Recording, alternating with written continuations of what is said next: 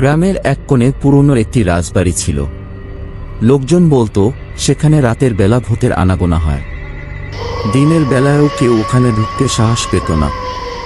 রাজবাড়ির ছাদে ভাঙা জানালা, চারপাশে জঙ্গল, আর দরজাগুলোতে সজোরে বাতাসের শব্দে ভৌতিক পরিবেশ তৈরি করত।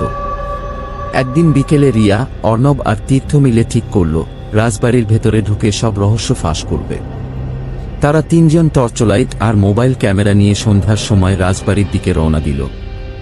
রাজবাড়ির লোহার গেট অনেকটা বন্ধই ছিল, কিন্তু এক ধাক্কায় খোলার পর একটা ভৌতিক শব্দ হল। ভেতরে ঢুকে তারা দেখতে পেল বিশাল একটি হল ঘর।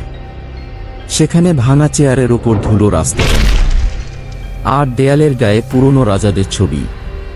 হঠাৎ তারা অনুভব করল পেছন থেকে কে যেন তাদের দিকে তাকিয়ে আছে, কিন্তু ঘুরে তাকালে কেউ নেই। তারা তখন সিঁড়ি দিয়ে ওপর তলায় উঠল। তীর্থ বলল, কেউ যেন সিঁড়ির ওপর দিয়ে হেঁটে গেল। টর্চের আলো ফেলে দেখতে পেল দেয়ালের গায়ে হাতের ছাপ, কে যেন কেউ একটু আগেই ওখানে ছিল। ঘরের ভেতর থেকে একটা অদ্ভুত গুনগুন শব্দ ভেসে আসছিল। রিয়া সাহস করে দরজা খুলতেই দেখল একটা আয়না, যার কাছে হঠাৎ করেই একটা ছায়া ভেসে উঠেছে। এটা কার ছায়া? অর্ণব ফিসফিস করে বলল।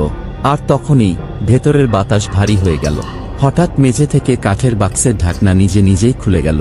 বাক্সের ভেতর থেকে বেরোলো পুরনো কিছু ছবি আর একটি সোনার চাবি। ছবিগুলোর মধ্যে একটিতে একজন রমণীর ছবি ছিল। হঠাৎই সেই রমণীর চেহারার সঙ্গে মিলিয়ে জানালার বাহিরে সাদা একটি ছায়া ভেসে উঠল। সে তাদের দিকে তাকিয়ে বলল, তোমাদের কোনো ভয় নেই, আমার সাহায্য খুব দরকার। আমি এই রাজবাড়ির রানী ছিলাম। বহু বছর আগে আমি ষড়যন্ত্রের শিকার হয়ে আমার প্রাণ হারিয়েছি, কিন্তু আমার আত্মা এখানেই আটকে আছে। আমার মুক্তি চাই, তোমরা আমাকে মুক্ত করো। তখন সবাই বলল, আমরা কিভাবে আপনাকে সাহায্য করতে পারি? রিয়া জিজ্ঞেস করল, কি করলে আপনার মুক্তি হবে? তখন রানী বলল, এই যে দেখছো সোনার চাবি, ওটা নিয়ে নিচতলার গোপন ঘর খুলে দাও এবং সেখানে আমার শেষ স্মৃতিগুলো পবিত্র নদীর জলে ভাসিয়ে দাও, তাহলেই আমি মুক্তি পাব। তারা সাহস করে সেই চাবি দিয়ে গোপন ঘর খুলে দিল। সেখানে তারা ছবি, গহনা আর একটি পুরনো রাজকীয় পোশাক দেখতে পেল। তারা তখন এইগুলো নিয়ে নদীর ধারে গেল এবং নদীর পবিত্র জলের সব স্মৃতিগুলো ভাসিয়ে দিল।